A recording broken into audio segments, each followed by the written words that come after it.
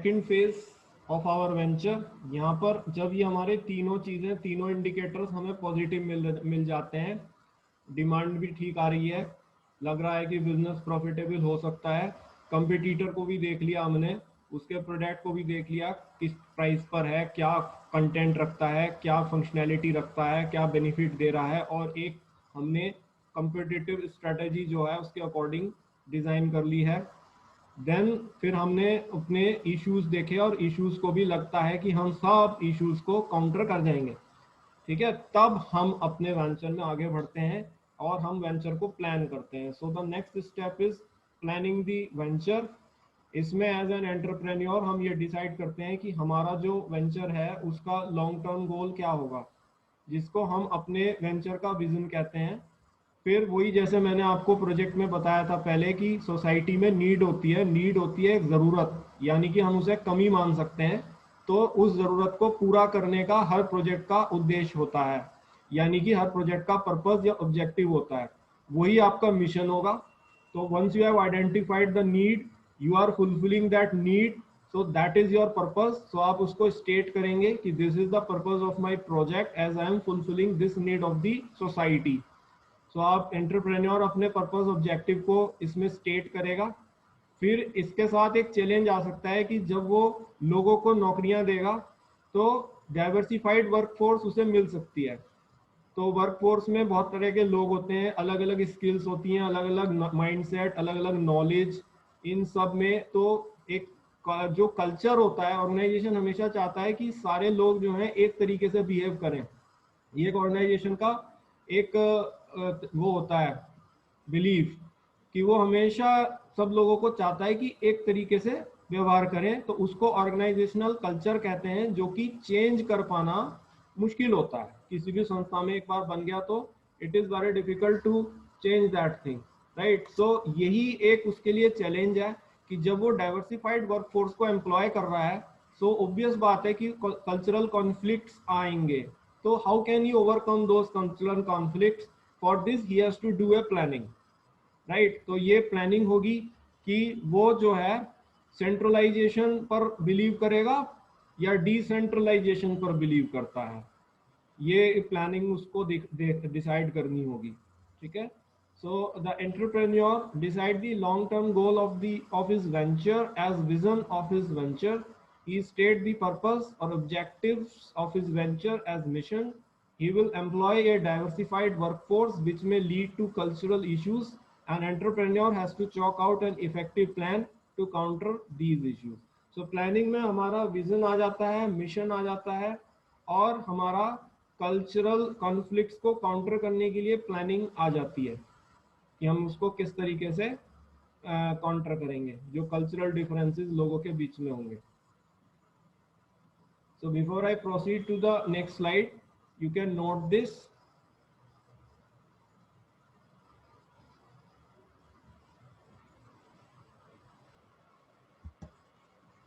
Then coming on the next step, आपको venture को organise करना है। यहाँ पर आपने जो भी वो स्ट्रेटजीज फेज 1 में आपके माइंड में थी, जो आपने कॉम्पिटिटिव एडवांटेज लेने के लिए डिसाइड की थी, उनको अब आप इम्प्लीमेंट करेंगे।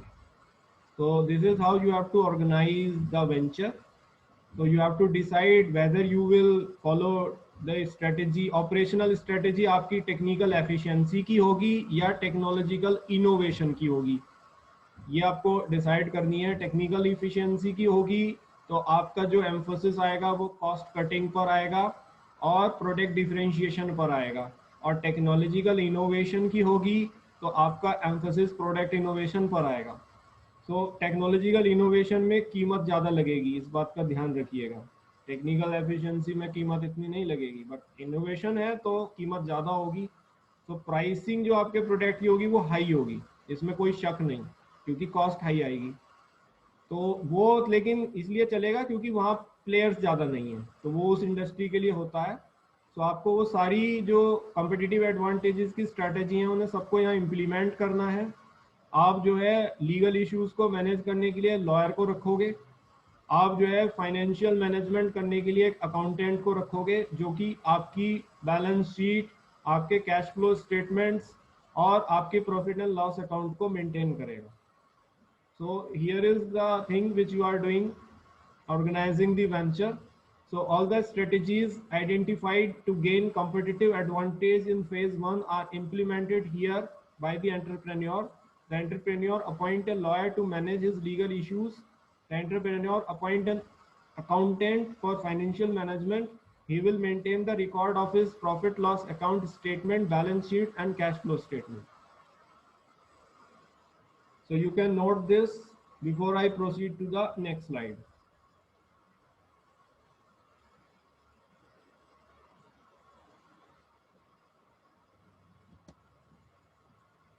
So the next step comes to the targeting and positioning of your product, right? So जो पॉपुलेशन मैंने फर्स्ट फेज में आपसे कही थी, हो सकता है आपको उसको कैटेगराइज ही नहीं करना पड़े. आप मानते हो कि आपका प्रोडक्ट सब पॉपुलेशन पर है, इवन रूरल पे भी है, अर्बन पे भी है, मेल फीमेल दोनों के लिए है, यंग ओल्ड दोनों के लिए है, कॉर्पोरेट हाउस होल्ड दोनों के लिए. बट देख लेना, you have to be very careful. इससे अच्छा रहेगा आप पॉपुलेशन के स्पेसिफिक पार्ट में आ जाएंगे. अब मैं जिस पॉपुलेशन को आपने डिसाइड किया था उसकी सेगमेंटिंग कर रहा हूँ, राइट? तो थोड़ा सा फर्क है यहाँ पर बात में. तो यहाँ पर इसमें सेगमेंटिंग करते हैं अपने कस्टमर्स को.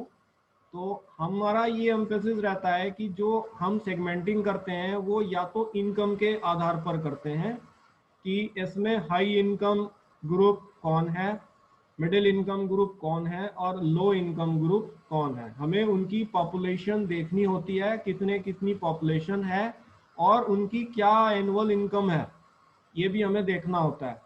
तो ये एक एफर्ट है जो हमें इसमें लगाना होगा.